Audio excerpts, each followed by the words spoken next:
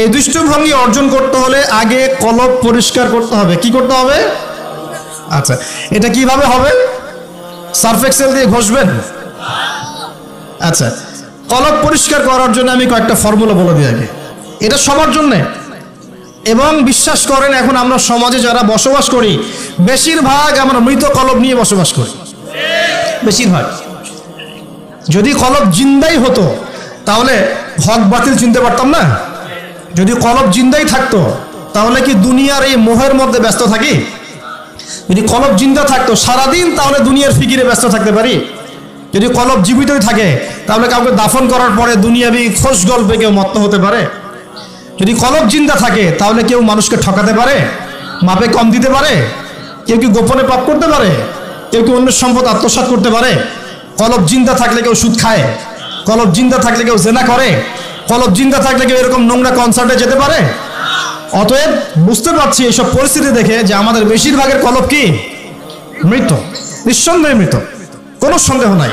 নবী সাল্লাল্লাহু আলাইহি ওয়াসাল্লাম বলছেন যখন আদম সন্তান একটা পাপ করে তখন কলবের মধ্যে একটা স্পট বা দাগ পড়ে, কালো একটা স্পট বা দাগ পড়ে। আবার যদি গুনাহ করে আবার স্পট পড়ে, আবার দাগ পড়ে, আবার গুনাহ করে আবার স্পট পড়ে। গুনার উপর গুনাহ করতে থাকে পুরো কলবটা কালো কুচকুচে কুৎসিত হয়ে যায়, দুর্গন্ধযুক্ত। অনেস্টলি বলেন তো দেখি, অনেস্টলি বলেন যে আমাদের কলবগুলো এখন এরকম না? আমরা কন্টিনিউয়াসলি পাপ করি না? কতবার দিনে আস্তাগফিরুল্লাহ ওয়া আতুবু ইলাইহি পড়ি? কতবার? নবী সাল্লাল্লাহু আলাইহি ওয়াসাল্লাম এমন একজন ব্যক্তি যার আগের গুনাহ মাফ, পরের গুনাহও মাফ, তারপরেও তিনি দিনে 100 বার বলতেন আস্তাগফিরুল্লাহ ওয়া আতুবু ইলাইহি।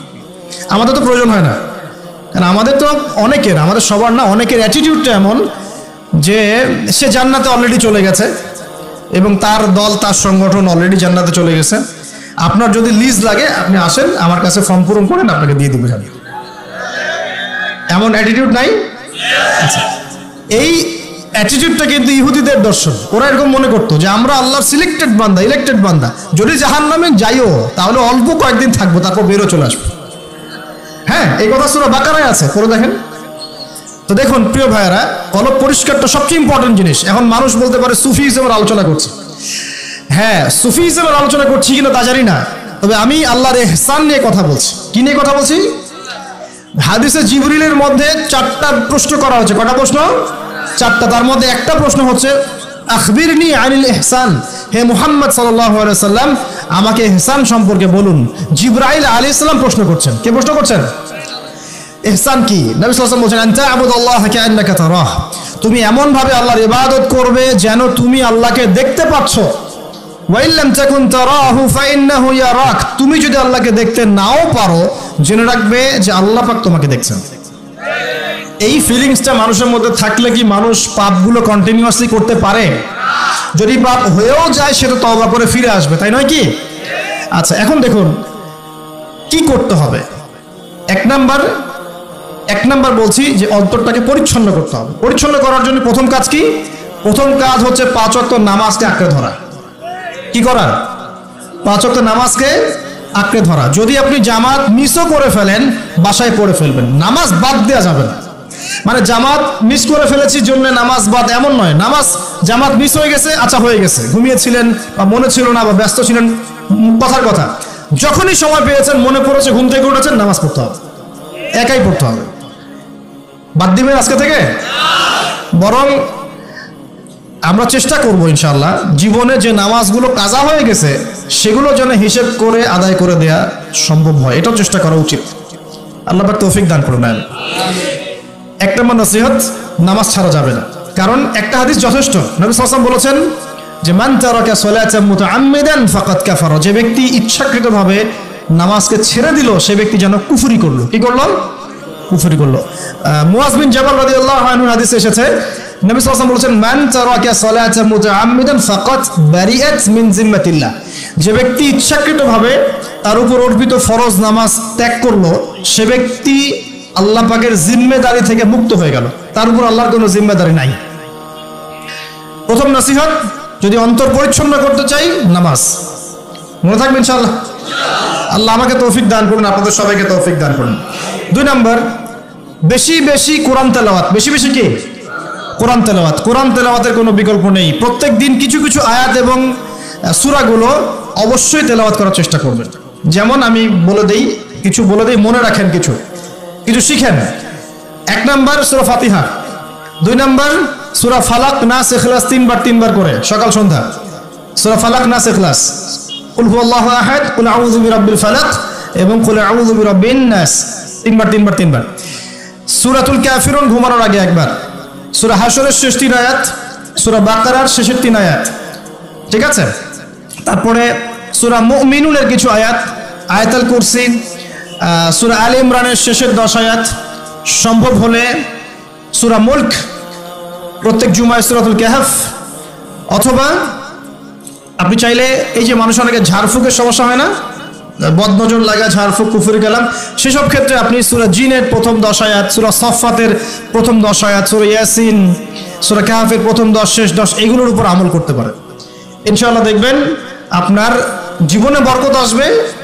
আপনি চোখ লাগা, বদনজর, এই যে হিংসুকের হিংসা, চোখ লাগা, বদনজর, কুফরি, তাবিজ, কালাম এগুলো থেকে বেঁচে থাকবেন ইনশাআল্লাহ। আল্লাহ পাক আপনার পরিবারকে আপনাকে বাঁচাবে ইনশাআল্লাহ কোরআনের বদৌলতে। এবং এগুলো যদি মুখস্থ করে ফেলতে পারেন এবং নিয়মিত মাঝে মাঝে নামাজে পড়েন, এমনি তেলাওয়াত করেন, ইনশাআল্লাহ তাআলা কোরআন আপনার জীবনে প্রোটেকশন নিয়ে আসবে, আল্লাহর রহমত বরকত নিয়ে আসবে ইনশাআল্লাহ। এবং কোরআনের মধ্যে কি আছে? শিফা, আরোগ্য আছে। ওয়া নুনাজ্জিলু মিনাল কোরআন মা হুয়া শিফাউ ওয়া রাহমাতুল লিল মুমিনিন। আল্লাহ পাক বলেন আমি কোরআন নাজিল করেছি, এর মধ্যেই মুমিনদের জন্য শিফা আছে, শিফা, আরোগ্য আছে এবং আল্লাহর রহমত, দয়া আছে। আমরা আরোগ্য চাই না? আল্লাহর দয়া চাই না? আর এই আরোগ্য শুধু দৈহিক রোগের আরোগ্য নয়, কলবের রোগের আরোগ্য। তো কোরআন তেলাওয়াতকে বাড়িয়ে দেওয়ার চেষ্টা করেন, আল্লাহ পাক তৌফিক দান করুন। আর যদি পসিবল হয়, আল্লাহ পাক যদি আরো ফুরসত দেন, তৌফিক দেন, প্রত্যেক দিন 1 ঘন্টা করে 1 পারা কোরআন তেলাওয়াত করবেন। পারবেন ইনশাআল্লাহ? আল্লাহ আমাদের সবাইকে তৌফিক দান করুন। এরপর কি? বেশি বেশি আল্লাহর জিকির। 1 নাম্বার কি বলেছি? সালাত। 2 নাম্বার কোরআন তেলাওয়াত। 3 নাম্বার হচ্ছে আল্লাহর জিকির। বেশি বেশি আল্লাহর জিকির। আল্লাহর জিকির মানে শুধু আল্লাহ আল্লাহ এটাকে বোঝাচ্ছি না আমি। আল্লাহর জিকির মানে আপনি সবসময় ফিল করবেন, আল্লাহকে স্মরণ করবেন যে আল্লাহ পাক আপনাকে দেখছেন, আপনি আল্লাহর ইবাদত করছেন, আল্লাহ আপনাকে দেখছেন। আপনি আল্লাহকে দেখতে না পারলেও আল্লাহ আপনাকে দেখছেন, আল্লাহ আপনার কথা শুনছেন, আল্লাহ হাজির নাজির, আপনি ফিল করবেন। জিকির মানে কি? স্মরণ করা। জিকির মানে কি? স্মরণ করা। আপনি সুবহানাল্লাহ পড়ছেন, আল্লাহর জিকির করছেন, আলহামদুলিল্লাহ পড়ছেন, আল্লাহু আকবার পড়ছেন, লা ইলাহা ইল্লাল্লাহ পড়ছেন, হ্যাঁ, লা হাওলা ওয়ালা কুওয়াতা ইল্লা বিল্লাহ পড়ছেন, এগুলোতে আপনি আল্লাহর জিকির করছেন, আলহামদুলিল্লাহ। এখন ব্যবসা করতে গিয়েছেন, এই যে মাপের দাড়িপাল্লা উঠালেন, এই যে মাপে কম দিচ্ছেন, এখন কি আল্লাহ আপনাকে দেখছেন না? এই যে আপনি আল্লাহকে স্মরণ করছেন যে আল্লাহ আমাকে দেখছেন, মাপে কমটা দেওয়া যাবে না, যদিও কাস্টমার বুঝতে পারছে না। এই যে আপনি আল্লাহকে স্মরণ করলেন, এটাই আল্লাহর জিকির। এটা কি? আল্লাহর জিকির। আপনি ওই যে স্কুলে গিয়েছেন বা কলেজে গিয়েছেন, এখন মাশাআল্লাহ আপনার তো বান্ধবীর অভাব নাই, কয়েকজন বান্ধবী আপনাকে ফোর্স করছে, চল ওখানে গিয়ে কফি খাই, এই করি সেই করি, আজকে ঘুরে আসি রমনা পার্ক, নাকি? তো এখন আপনি আল্লাহকে স্মরণ করছেন যে আমি আল্লাহকে দেখতে না পারলেও আল্লাহ তো আমাকে দেখছেন, না আমি তোমাদের সাথে যেতে পারবো না, এটা আমার জন্য জায়েজ নাই। এই যে আপনি আল্লাহকে স্মরণ করলেন, এটার নাম কি? আল্লাহর জিকির। সমাজের দায়িত্ব পেয়েছেন, আলহামদুলিল্লাহ, দায়িত্ব পাওয়া খারাপ কিছু নয়, এটাকে সঠিকভাবে পালন করাটাই চ্যালেঞ্জ। দায়িত্ব পাওয়া খারাপ কিছু নয়, দায়িত্বটাকে সঠিকভাবে পালন করাটা চ্যালেঞ্জ। দায়িত্ব পালন করতে গিয়ে আপনি ন্যায় বিচার করছেন, যখন দেখছেন যে এমন একটা বিচার সামনে চলে আসছে যে এখানে তো সমস্যা, এখানে ন্যায় বিচার করলে আমাকে হয়তো কিছু প্রতিবন্ধকতার শিকার হতে পারে, আর যদি অন্যায় করি তাহলে দুনিয়ার স্বার্থ আছে। এখন আপনি যদি অন্যায়টাকে বেছে নেন, আপনি আল্লাহর জিকির করেন নাই।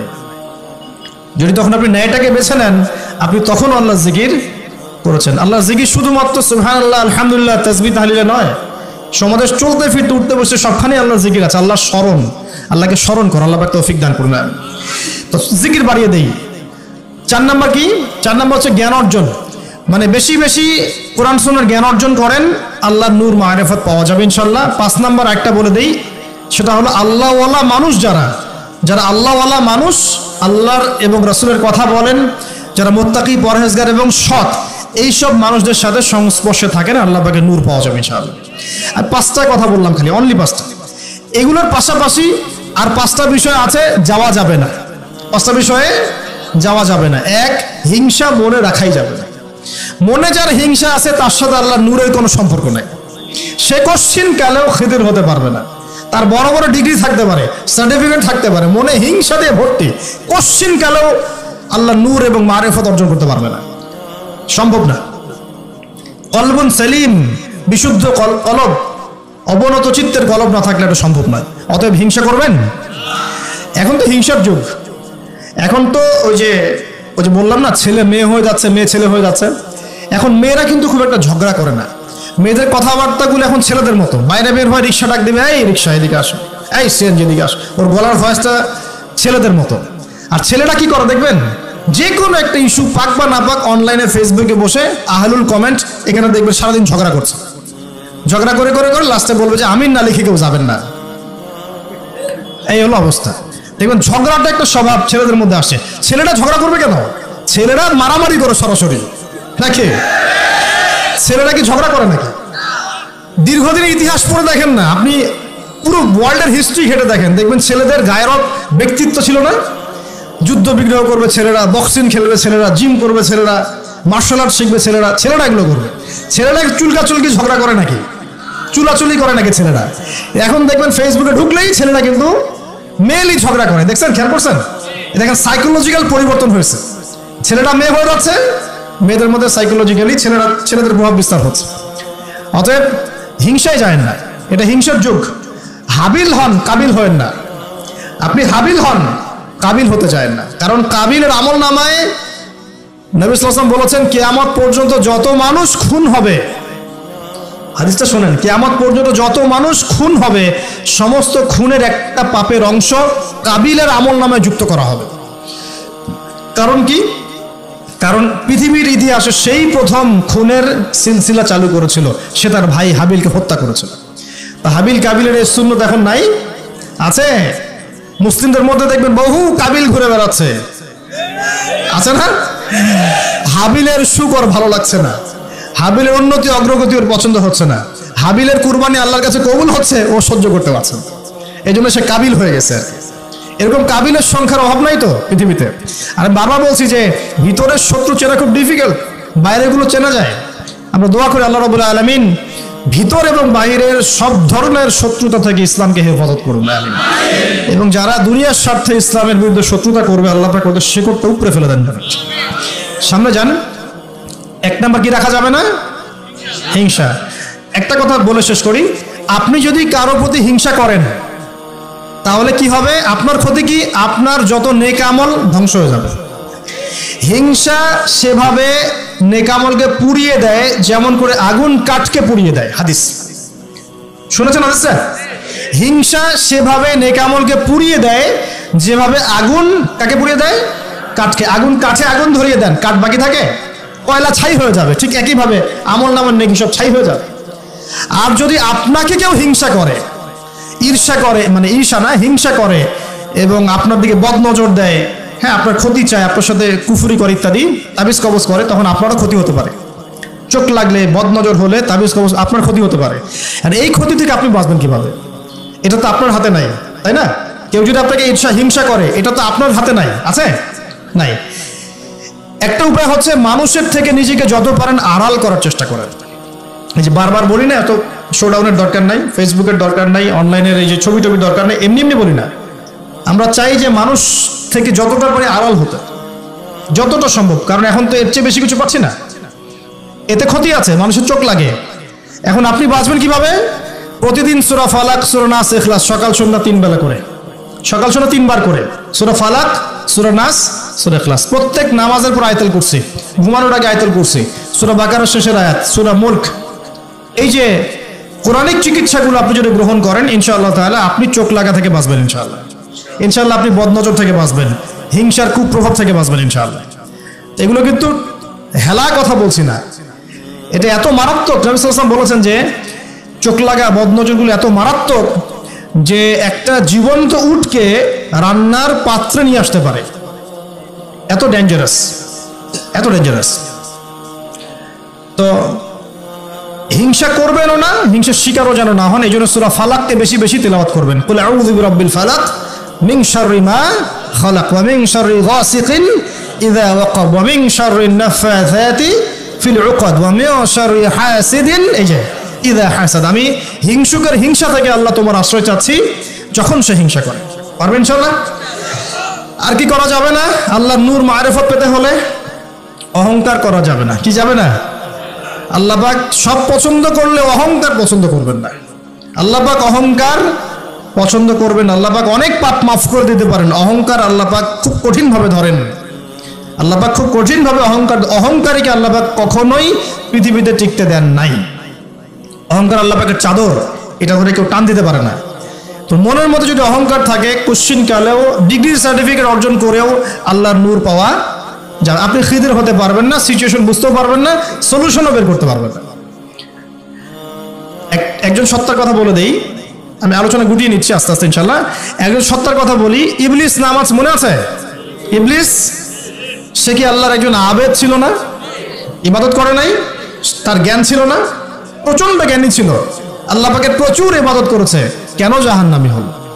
কি কারণে জাহান্নামী হলো? দেখেন, সে আল্লাহ পাকের আদেশকে লঙ্ঘন করেছে, সেজদা করে নাই, এই তো। আদম আলাইহিস সালামও তো গাছের কাছে চলে গিয়েছেন, তাহলে আদম আলাইহিস সালামও তো গাছের কাছে গিয়েছেন, আল্লাহ পাকের হুকুমটা লঙ্ঘন হয়ে গেল না? ইবলিসও তো লঙ্ঘন করেছে, তাহলে উভয়ের মাঝে কি পার্থক্য?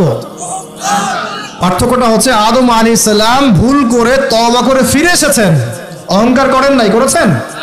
পক্ষান্তরে ইবলিস ভুল করেও তার উপর অটল থেকেছে। সে বলেছে খলাকতানি মিন নার ওয়া খলাকতাহু মিন তিন। আল্লাহ, আপনি যে আমাকে বলছেন আদমকে সিজদা করতে, আপনি ভুল, আমি সঠিক। নাউযুবিল্লাহ। এই যে আবা ওয়াস্তাকবার, সে উদ্ধত হলো, অহংকার প্রদর্শন করলো, এই একটা কারণেই আল্লাহ পাক কি করেছেন? তাকে চিরস্থায়ী জাহান্নামে দিয়েছেন। কথা কি বুঝতে পারছেন? অতএব অহংকার থাকলে আল্লাহর নূর পাওয়া যাবে না। ইবলিসের ইবাদত ছিল, টিকতে পারে নাই। ওর কিন্তু ইলম ছিল, টিকতে পারে নাই। আল্লাহ বোঝার তৌফিক দান করুন।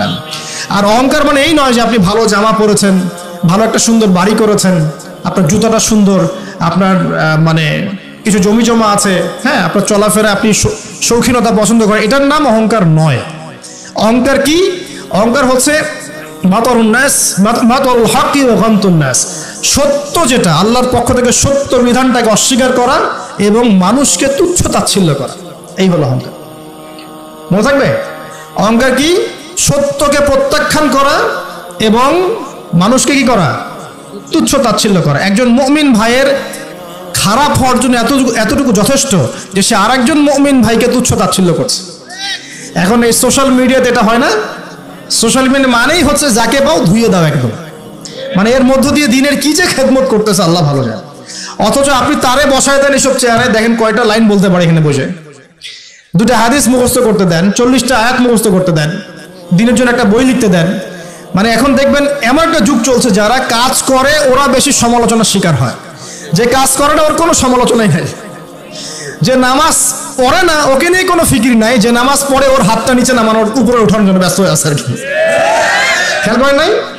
যে নামাজ পড়ে না কোনো ফিকিরই নেই, যে বেচারা নামাজ ধরেছে ওকে ডেকে আনা হচ্ছে, এদিকে আসো, তোমার নামাজ ঠিক হয় নাই, নামাজ এই ঠিক করতে হবে, ওই ঠিক করতে হবে।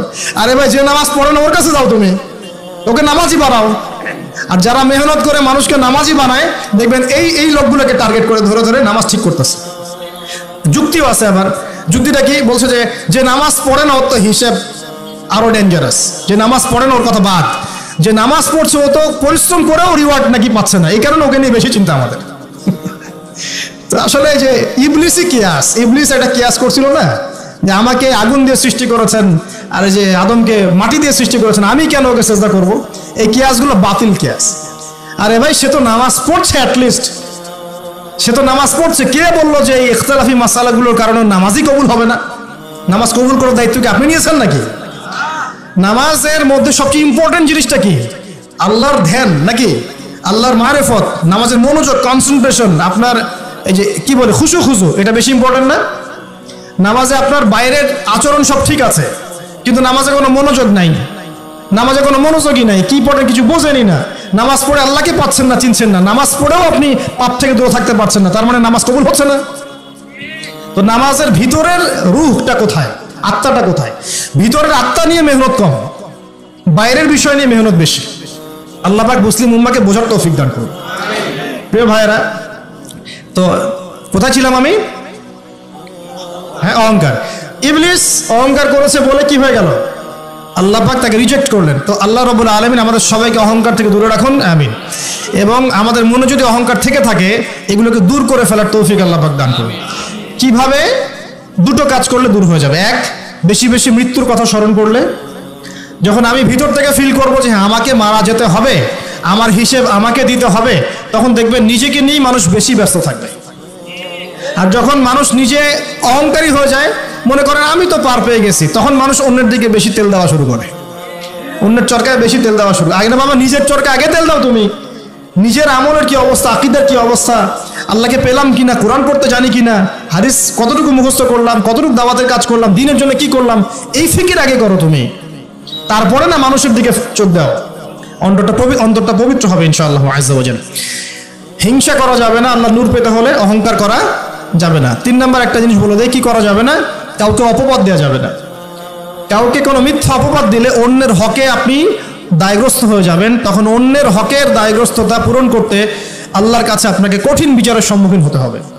অন্যের উপর অপবাদ দিলে, অন্যের নামে গীবত করলে এবং সমালোচনার অপসংস্কৃতির চর্চা করতে থাকলে আল্লাহর নূর পাওয়া যাবে না। 4 নাম্বার কি? 4 নাম্বার পরশ্রী কাতরতা। অন্যের সুখ দেখে, উন্নতি দেখে, অগ্রগতি দেখে আপনার সহ্য হয় না, জলে। ঠিক আছে? এইরকম মিন মাইন্ডেড, মানে ছোট লোকের মনোভাব থাকলে কোশ্চিন কালে নূর কলবে আসবে না। আর 5 নাম্বারটা হচ্ছে মানুষের প্রতি দয়ালু হতে হবে। কি হতে হবে?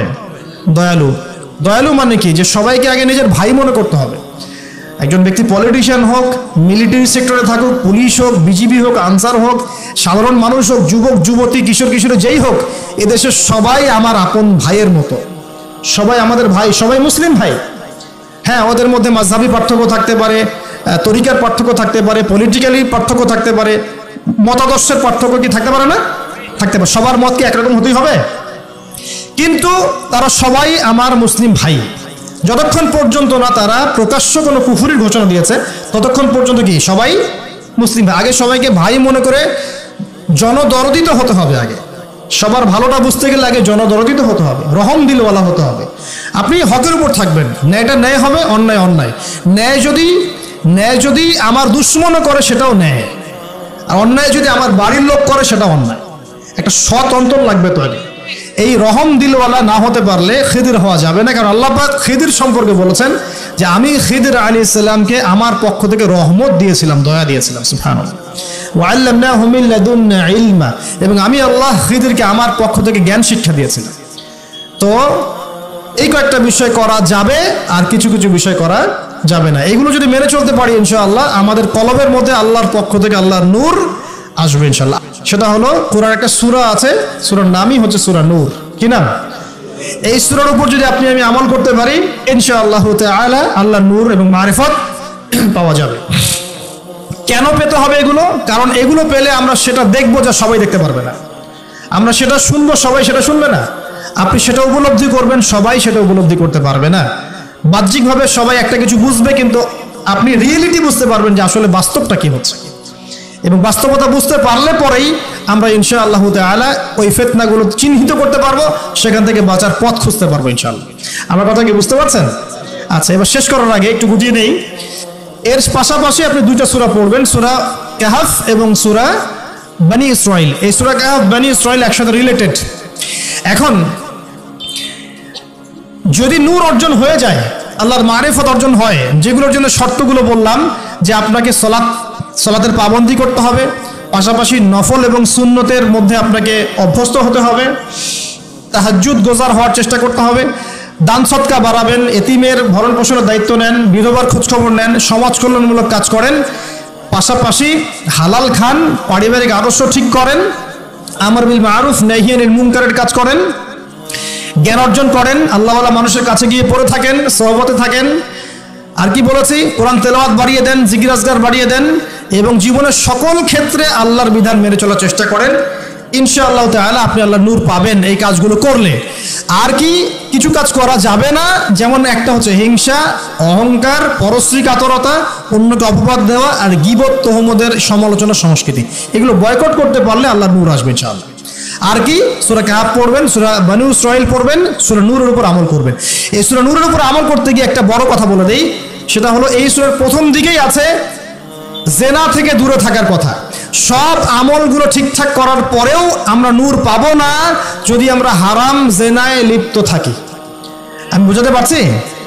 সবকিছু আপনি মেনে চললেন, আজকের লেকচারে সব মেনে চলেছেন, কিন্তু জেনার পাপে লিপ্ত আছেন, গোপন অ্যাফেয়ার্সে আছেন, পরকীয়া আছেন, আপনি কিন্তু নূর পাবেন না। এটা আপনার অন্তর থেকে সমস্ত নূরকে বের করে নিয়ে চলে যাবে। সূরা নূরের প্রথম কথাই হচ্ছে এটা, বরং এগুলো শাস্তির কথা আল্লাহ পাক বলেছেন। সর্বশেষ কথা হলো প্রিয় ভাইয়েরা, বর্তমান সিচুয়েশনটাকে রিড করতে হলে নূর লাগবেই, আল্লাহর মারিফত লাগবেই। এই মারিফত অর্জন করার পথ পদ্ধতিগুলো আল্লাহ পাক আমরা সবাইকে মেনে চলার তৌফিক দান করুন, আমিন। আমরা জানি এখনকার বিশ্বে, একটু সময় দেন 2 মিনিট, এখনকার বিশ্বের মুসলিমদের অবস্থা হয়তো ভালো নয়, কিন্তু ইনশাআল্লাহ তাআলা অতি শীঘ্রই আল্লাহ রাব্বুল আলামিন এই উম্মতের অবস্থাকে উন্নতির দিকে নিয়ে যাবেন ইনশাআল্লাহ আযজা ওয়া জাল। মুসলিমদের মধ্যে ঐক্য হবে ইনশাআল্লাহ, এবং আমরা এমন একটা প্রজন্ম পাবো ইনশাআল্লাহ যার হাতে আল্লাহ পাক ইসলামের পতাকা তুলে দিবেন ইনশাআল্লাহ। হয়তোবা দাজ্জাল অচিরেই আত্মপ্রকাশ করবে এবং তার অনুসারী এই যে জিউস এবং জায়নিস্টরা, এরা হয়তো সারা ওয়ার্ল্ডকে শাসন করবে ঠিকই, বেশিরভাগ মানুষ বিভ্রান্ত হবে ঠিকই, কিন্তু অতি শীঘ্রই আল্লাহ রাব্বুল আলামিন ইমামুল মাহদিকে আনবেন, তারপরে ঈসা ইবনে মারইয়ামকে নামাবেন এবং তাদের হাতে আল্লাহ রাব্বুল আলামিন এই প্যালেস্টাইন মুক্ত করে এই জেরুজালেম থেকে বিশ্ব শান্তি প্রতিষ্ঠা করবেন ইনশাআল্লাহ। এটা কিন্তু পুরো ফিক্স, কোরআন এবং সুন্নাহর মধ্যে একেবারে অকাট্য একটা ভবিষ্যৎবাণী, কেউ পাল্টাতে পারবে না। এখন এই সময়টা আসছে, আমাদের কাজ কিন্তু শুধু ফেসবুকে পড়ে থাকা নয়, একে অপরের পিছনে গীবত তোহমতে পড়ে থাকা নয়, এবং ছোটোখাটো বিষয় নিয়ে সময় নষ্ট করা নয়। আমাদের কাজগুলো পড়াশোনা করা, পারিবারিক আদর্শ ঠিক করা, সৎ কাজের আদেশ করা, অসৎ কাজে নিষেধ করা, আল্লাহ নূর অর্জন করা, আল্লাহওয়ালা মানুষের কাছে থাকা, এবং উম্মাহকে বিভক্ত করতে যায় না, ঐক্যবদ্ধ করার চেষ্টা করেন। আমাদের উপরে যারা আছে যে কোনো সেক্টরে, তাদের সাথে শত্রুতা পোষণ করার প্রয়োজন নেই, বরং দোয়া করতে শেখেন এবং তাদের ভুলভ্রান্তিগুলোকে গঠনমূলকভাবে ধরিয়ে দেন।